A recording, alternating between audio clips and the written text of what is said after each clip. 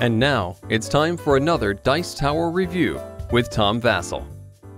Launchpad is a game about building spaceships and getting them into construction and then launching them in outer space. That's basically what it is. It has nothing to do with actually flying them or anything. It's about constructing them, launching them, and getting points for them. Of course, you got to go through a lot of red tape, and therein lies the problem of Launchpad. Artwork is phenomenal. Love it. Looks terrific.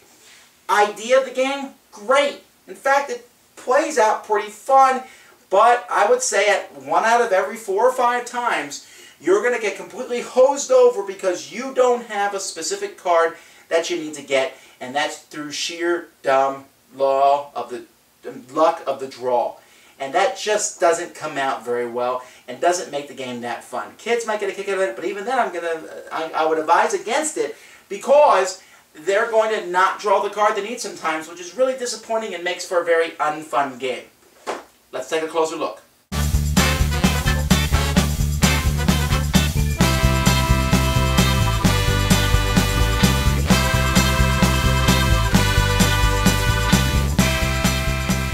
Launchpad takes place using a large deck of cards, and players are going to have play these cards basically in front of them.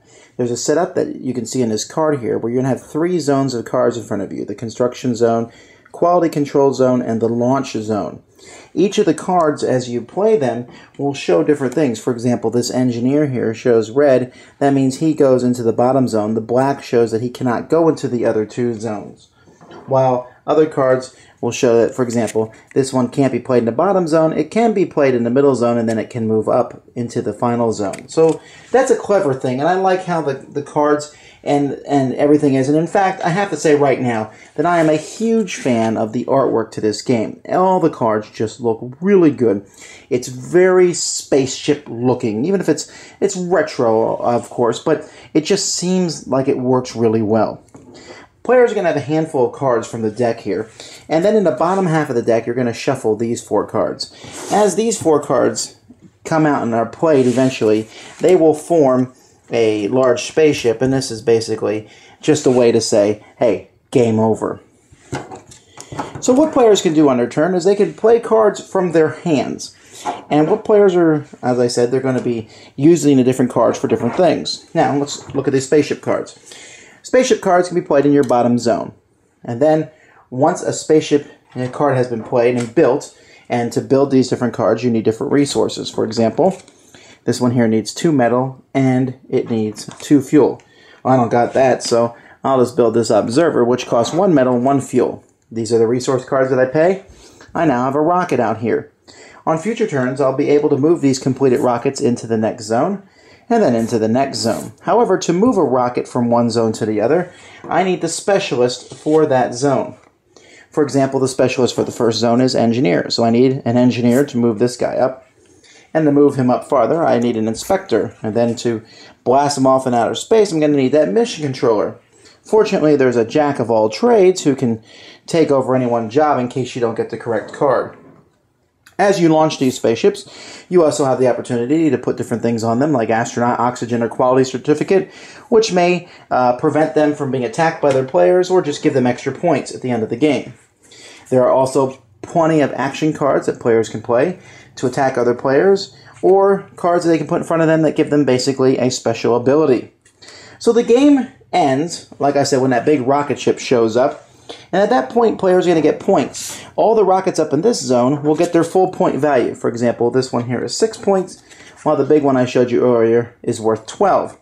If they're in the middle zone, they get no points, and if they're in the lower zone, then you will get no points, or you'll actually get negative points for building them. Some of the blue cards also give you points, and whoever has the most points is the winner. Now, before I go to my final review of the game, I want to point out one of the biggest problems I have with the game, and that's if you don't get the cards you need, you just can't continue. This is one of the biggest problems right here, these specialists. There's 5 of each card in the deck, and there's 3 of the wilds. So technically, to get any card that you need of one of the 3 types, you have 8 chances. But if you're playing with 4 players, It's very simple for one player not to draw one of these guys. And if that happens, if I have an engineer and I draw another engineer, I am going to discard that engineer so that you can't get it. Now, it's possible that you'll get an action card that lets you draw it, but you might not get it. And I played games where this happens, where people just don't get these cards. And then if you do get these, you may not get any spaceships in your hand. Now, that's less probable. You should get some, but you might get fewer than other people. And you might not get the cards you need to go up. Or if you do, you're finally up here and someone plays a card and destroys the one mission controller that you got. And so one of the biggest problems of the game is it all fits together and all works and it all makes sense as these rocket ships move up and get ready to launch. I like that part of it. But that fact that if you're missing a single card from the setup, you may not be able to complete it and you're definitely going to lose at that point. And that's where luck plays too high of a role in this game. Well, there's not a lot more that I can say other than that, because honestly, I just told you my major gripe with the game. Love the theme, love the artwork, love the idea of the spaceships blasting off, but that luck factor is just too high. I don't mind luck in games. I like luck. It's great. Someone can win a game coming from behind, but I've seen frustration result from this game because someone's sitting there and they just can't play the cards they need. And in a game that's really going to be one that we want to push towards younger folk, that's definitely the theming and the simplicity of the game, man, and it teaches them, about how you have to start, move, go onward, build your project.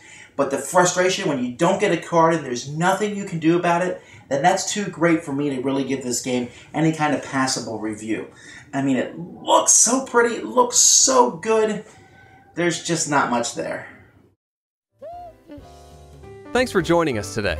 For more written, audio, and video reviews, as well as the #1 board game podcast, check out the website at www.thedicetower.com. Until then, this is Eric Summerer, and you've been watching The Dice Tower.